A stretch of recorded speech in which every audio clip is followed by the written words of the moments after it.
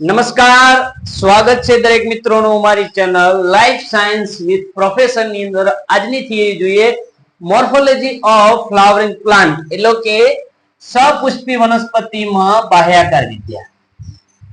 સપુષ્પી વનસ્પતિમાં બાહ્યાકાર વિદ્યા. એ બાહ્યાકાર વિદ્યામાં already આપણે એક lecture upload કરી ગયા છે કે જેની અંદર મૂળની વિશિષ્ટ રચના, એના વિશિષ્ટ કાર્યો, કયા પ્રકારના મૂળ જોવા મળે છે, એના એક્ઝામ્પલો, કઈ કઈ વનસ્પતિમાંનો ઉલ્લેખ થયેલો છે, સંપૂર્ણ ડિટેલ આપણા લેક્ચરમાં નાખી ચૂક્યા છીએ. હવે આપણું લેક્ચર છે આજનું પ્રકાંડ વિશે, જે સંપૂર્ણ પ્રકારની માહિતી આપશે. તો વાત કરવામાં આવે કે પ્રકાંડ છે તેનું નિર્માણ ક્યાંથી થાય છે? આદિસ્કંદમાંથી થાય છે. ક્યાંથી થાય છે? આદિસ્કંદમાંથી, જેને ભ્રૂણાંગ તરીકે ઓળખાય. ભ્રૂણાંગ એટલે શું? કે જ્યારે વનસ્પતિની અંદર ફલનની પ્રક્રિયા થયા પછી જે બીજનું નિર્માણ થાય છે, એ બીજને જ્યારે જમીનમાં વાવવામાં આવે તો અંકુરણ થયા પછીના બે ભાગો હોય છે. એકનું નામ છે ભ્રૂણાંગ અને એકનું નામ છે ભ્રૂણ મૂળ. અને ભ્રૂણ મૂળને આદિ મૂળ પણ કહેવામાં આવે છે. એ જ મૂળમાંથી કોનો વિકાસ થાય છે? મૂળનો વિકાસ થાય છે. પણ ભ્રૂણાંગ એટલે એની ઉપરની સપાટીનો પ્રદેશ, જેને આદિ એટલે જૂનો, સ્કંદ એટલે ગભો. આદિ એટલે જૂનો, સ્કંદ એટલે ગભો. એના ઉપરના ભાગેથી જેનું નિર્માણ થાય, જેને શું કહેવામાં આવે છે? પ્રકાંડ તરીકે ઓળખવામાં આવે છે. આ પ્રકાંડ ઋણ ભૂવર્તી, કારણ કે નોર્મલી તે વિચારવામાં આવે તો કે પ્રકાંડ છે જમીન તરફ ના દિશા હોય. ક્યાં હોય? આકાશ તરફ હોય. ધન પ્રકાશાનુવર્તી, કારણ કે પ્રકાશ તરફ જેની દિશા હોય છે. અને કેવું હોય છે કે ઋણ જલાનુવર્તી જોવા મળે છે. એ સિવાય પ્રકાંડ ઉપર ગાંઠ અને આંતરગાંઠ જોવા મળે છે. ગાંઠ અને આંતરગાંઠ એટલે શું? તો તમે પ્રકાંડ ઉપર નોર્મલી રીતે જોઈ શકો છો કે આ રીતે પ્રકાંડ, એક ગાંઠ આટલે, બીજી, ત્રીજી, ચોથી, તો આવી ગાંઠો જોવા મળે. તો આ છે ગાંઠ. અને બે ગાંઠ વચ્ચેના પ્રદેશને આને કહેવામાં આવે છે આંતરગાંઠ. બે ગાંઠ વચ્ચેના પ્રદેશને શું કહેવામાં આવે છે? આંતરગાંઠ કહે છે. એ સિવાય પ્રકાંડ અગ્રકલિકા અને કક્ષ કલિકા ધરાવે છે. એને મારે સમજાવવું તો ધ્યાન આપો. કોઈ વનસ્પતિનું પ્રકાંડ છે તો એના ટોચના ભાગને શું કહેવામાં આવે છે? અગ્રકલિકા કહે છે. અગ્ર એટલે આગળ, કલિકા એટલે કલિકા. કે જે વનસ્પતિની શરૂઆતના જે આગળ તરફ પર્ણના નિર્માણ સાથે અને શાખાના નિર્માણ સાથે સંકળાયેલા છે. અને એ જ ભાગે વનસ્પતિ અગ્રીય વર્ધનશીલ પેશી ધરાવે છે. યાદ રાખજો, વનસ્પતિની અગ્રીય વર્ધનશીલ પેશી ક્યાં જોવા મળે છે? તેનો અગ્રકલિકાના ભાગે જોવા મળે છે. જો એકવાર અગ્રીય વર્ધનશીલ પેશી તૂટી જાય તો વનસ્પતિમાં વૃદ્ધિ અટકી જાય છે. પણ કેટલીક ઘાસ જેવી વનસ્પતિની અંદર અગ્રીય વર્ધનશીલ પેશી તૂટી ગયા પછી પણ આંતરવિષ્ટ વર્ધનશીલ પેશી વૃદ્ધિ કરાવે છે. વર્ધનશીલ પેશી, એટલા માટે જ આપણે ઘાસ જેવી વનસ્પતિને વારંવાર કાપીને ભેંસચારાઓ, ઘાસચારાઓ માટે ભેંસોને, ગાયોને ખવડાવીએ છીએ. જ્યારે દ્વિદળી વનસ્પતિ એકવાર તૂટી જાય તો એની અગ્રકલિકા ફરીથી વિકાસ પામતી નથી. એ જ રીતે વાત કરવામાં આવે કક્ષ કલિકા એટલે શું? તો ગાંઠ પરથી કેટલીક કલિકાનો વિકાસ થાય છે જે શાખાના નિર્માણ અથવા ડાળના નિર્માણ સાથે સંકળાયેલી છે. અને એ શાખા મુખ્ય ધરી સાથે શું બનાવે છે? ખૂણો બનાવે છે. શું બનાવે છે? ખૂણો બનાવે. અને ખૂણાને કક્ષ પણ કહેવાય. શું કહેવાય? કક્ષ. ખૂણાને શું કહેવાય છે? કક્ષ કહેવાય છે. એટલા માટે અમુક વખતે સંસ્કૃત લેંગ્વેજ ની અંદર રૂમને પણ કક્ષ કહેવામાં આવતો. રૂમને કક્ષ એટલા માટે કહેવામાં આવતો કે ઘરનો એકાદ ખૂણો પડતો હોય એ જગ્યાએ જ આપણે રૂમ બનાવવામાં આવે છે, અને એ રૂમને કક્ષ કહેવામાં આવે છે. એ જ રીતે વનસ્પતિની ડાળ હોય, એની મુખ્ય ધરી સાથે કોઈ અન્ય ડાળનું નિર્માણ થાય તો એ ડાળ પોતાની મુખ્ય ધરી સાથે શું બનાવે છે? ખૂણો બનાવે છે.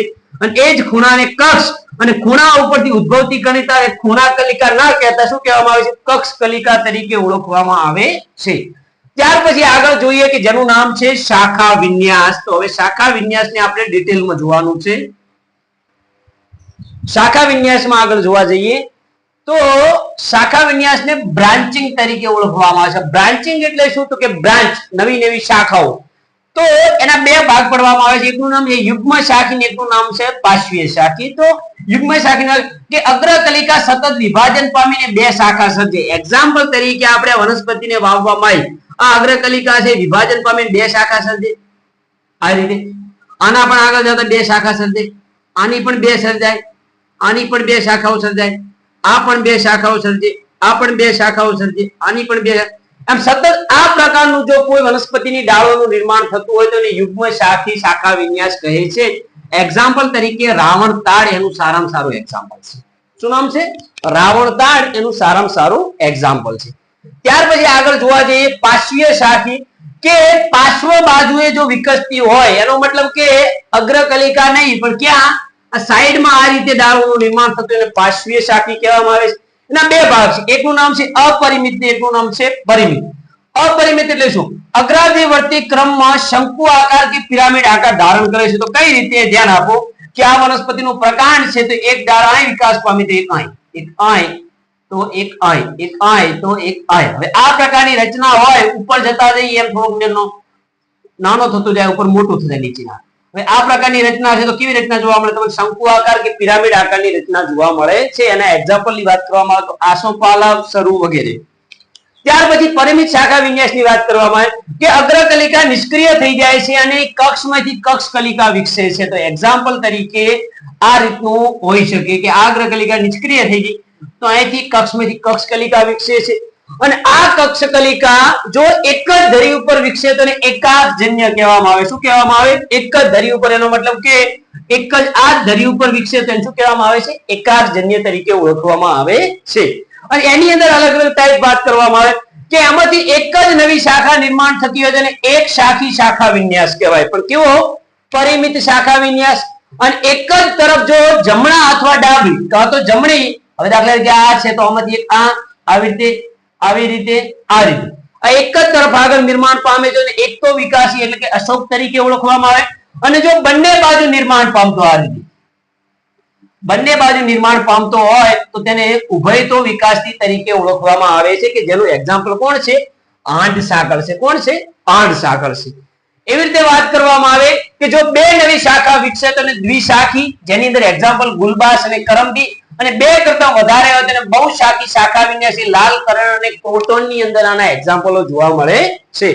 એ જ રીતે વાત કરવામાં આવે કે એક ધરી પર એક કરતા વધારે આવી શાખાઓ વિકસે, એક આ વિકસી, એક આ વિકસી, એક કરતા વધારે આ બાજુ 3D સ્ટ્રક્ચર હું બતાવી શકતો નથી તેવાની અનેકાક્ષજન્ય શું કહેવાય? શાખા વિન્યાસ તરીકે ઓળખવામાં આવે. એમાં એક્ઝામ્પલ પણ કોનું છે? આંડ સાંકળનું છે.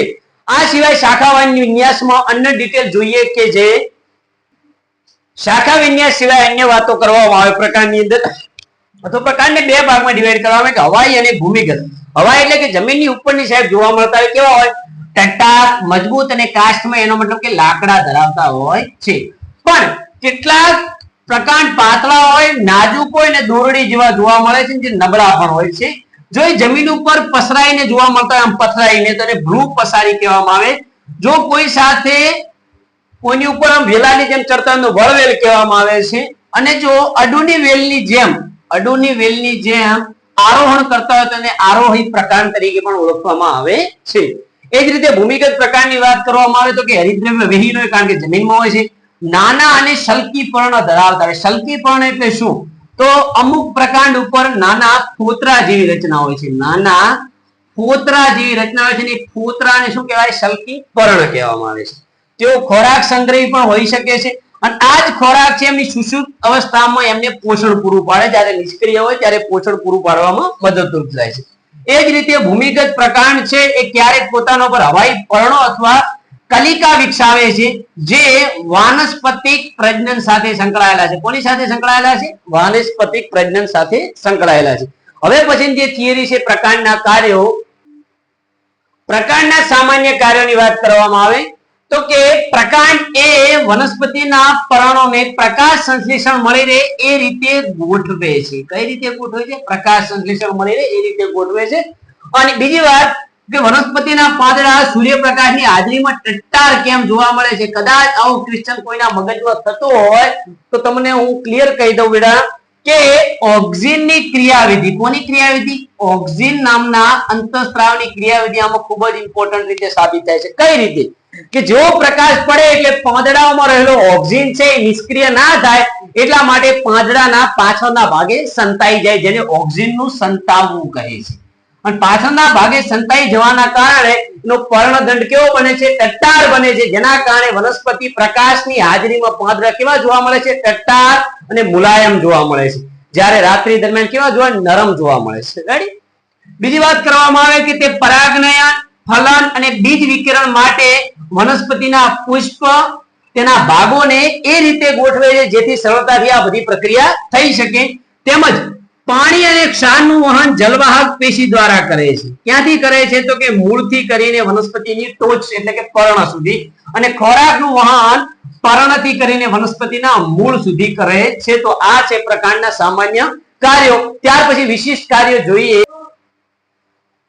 પ્રકાંડના વિશિષ્ટ કાર્યોની વાત કરવામાં આવે તો કે પ્રકાંડના વિશિષ્ટ કાર્યોમાં ખોરાક સંગ્રહ છે મુખ્ય છે. કે પ્રકાંડ છે જેની અંદર આદુની વાત કરવામાં આવે તો કે આદુ છે જમીનને કેવું હોય સમાંતર વિકાસ પામે છે. તેની ગાંઠ અને આંતરગાંઠ ધરાવે છે. એ સિવાય તે સલ્કીપણું એટલે કે નાના નાના ફોતરા ધરાવે છે. શું ધરાવે છે? નાના નાના ફોતરા ધરાવે છે અને અસ્થાનિક મૂળ પણ જોવા મળે છે. આવા પ્રકારના રૂપાંતરને રાઇઝોમ અથવા ગાંઠમૂળી પ્રકાંડ કહે છે, જે ખોરાક સ્વરૂપે પેદા થાય છે. અને આપણે ઓલરેડી આદુનો ઉપયોગ દરેકને ખબર જ છે. અને એ સિવાય હળદરનો વિકાસ પણ આ ટાઈપનો જોવા મળે છે. એ જ રીતે બટાકાની વાત કરવામાં આવે કે બટાકા છે ભૂમિગત પ્રકારના જે સલ્કી પર્ણો હોય એ સલ્કી પર્ણોના કક્ષમાંથી શાખાઓ ઉત્પન્ન થાય છે. અને એ જ શાખા ખોરાકનો સંગ્રહ કરી અને ગોળ અને કેવી બને છે? અંડાકાર બને. અને આવી રચનાને ગ્રંથિલ કહે છે. શું કહે છે? ગ્રંથિલ કહે છે. અને બટાકા ઉપર ક્યારેક ક્યારેક તમને નાની નાની આંખ જોવા મળે છે. એ આંખ કલિકા સ્વરૂપે ક્યારેક વાનસ્પતિક પ્રજનન એટલે કે અન્ય બટાકાના નિર્માણ સાથે પણ સંકળાયેલા છે.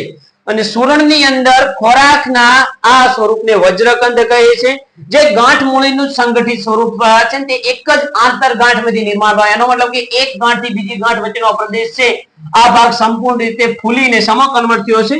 સુરણમાં કન્વર્ટ થયો છે.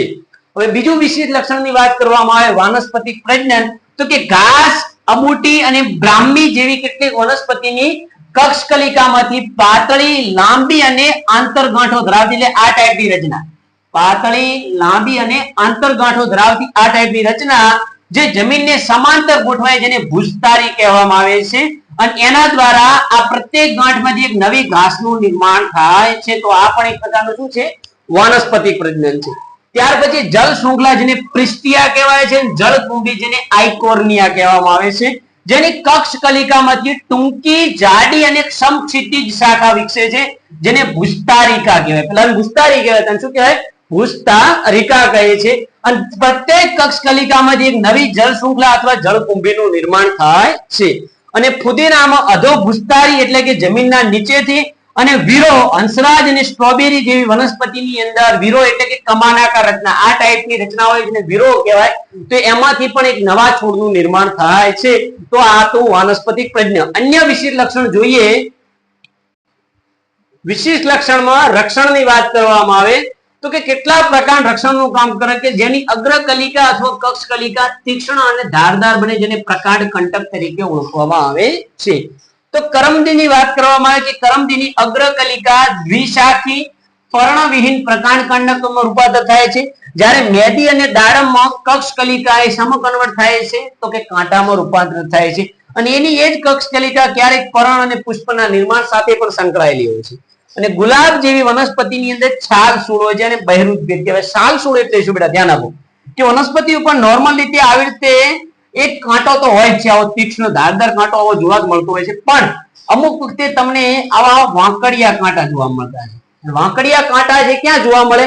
તો ખાલી એની છાલ એટલે કે એની સપાટી ઉપર જોવા મળે, અંદરની સાઈડ હોતા નથી. એક્ઝામ્પલ તરીકે બોરડી, તો બોરડીમાં બે કાંટા હોય, વાંકડિયા કાંટા હોય અને સીધા કાંટા હોય. સીધા કાંટા જયારે તમે તોડો તો એક કાંટો છેક અંદરથી પેદા થતો હોય છે કે એના પ્રકાંડમાંથી. પણ જયારે બહિરુદભેદ વાળો કાંટો ક્યાં હોય? ખાલી એની છાલ ઉપર જોવા મળે. તેને શું કહેવાય? છાલ સૂળ તરીકે ઓળખવામાં આવે છે. આરોહણની વાત કરવામાં આવે તો કે આરોહણ પણ વિશેષ લક્ષણ છે. કૃષ્ણ કમળ, કોળું, કારેલા વગેરેની કક્ષકલિકામાંથી પાતળા લાંબા સૂત્રો જેવી રચના હોય. તો તમે આવી રીતે વેલો જતો હોય અને વેલાની કક્ષકલિકા હોય એમાંથી આ ટાઈપના તાંતણા નિર્માણ પામે છે, જેને પ્રકાંડ સૂત્ર કહે છે, જે આરોહણમાં મદદરૂપ થાય છે. અને નોર્મલ રીતે વનસ્પતિમાં પાંદડા છે પ્રકાશ સંશ્લેષણનું કામ કરે છે, પણ કેટલીક વનસ્પતિમાં પ્રકાંડ પણ કામ કરે. કલમ, થોર, ફાફડા થોર જેનો ભાગ કેવો હોય છે? લીલો હોય છે. અને લીલો હોવાના કારણે તે એ સિવાય તે બાષ્પોત્સર્જનમાં પણ બહુ સારો મદદરૂપ થાય. કઈ રીતે? કારણ કે આમની સપાટી છે એ ખૂબ જ મજબૂત રીતે ક્યુટીનનું આવરણ ધરાવે. શાનું આવરણ ધરાવે? ક્યુટીન અથવા ક્યુટિકલનું આવરણ ધરાવે. અને એ ક્યુટિકલ પાણી પ્રત્યે કેવું છે? તો કે અપ્રવેશશીલ છે. એ નિયંત્રણ માટે કામ આવે છે. એ સિવાય તેમનો ભાગ લીલો અને ચપટો હોવાના કારણે તે પ્રકાશ સંશ્લેષણમાં મદદરૂપ થાય છે. આના પછી આપણે છેલ્લું વિશેષ લક્ષણ જોઈએ. છેલ્લું વિશેષ લક્ષણની વાત કરવામાં આવે તો છેલ્લા વિશેષ લક્ષણમાં ખોરાક સંગ્રહ અને પ્રજનન બંને ભેગું આપે છે. કેમ કે કનક અને રામબાણ જેવી વનસ્પતિમાં અનુક્રમે કક્ષ કલિકા અને પુષ્પીય કલિકા ખોરાકનો સંગ્રહ કરીને કેવી બને છે? માસલ બને છે. એટલે કક્ષ કલિકા પણ ખોરાકનો સંગ્રહ કરીને માસલ બને અને પુષ્પીય કલિકા પણ ખોરાકનો સંગ્રહ કરીને કેવું બને છે? માસલ બને છે. ત્યાર પછી તે પોતાના પિતૃદેહથી છૂટી પડી અને નવી સંતતિના નિર્માણમાં જોડાય છે.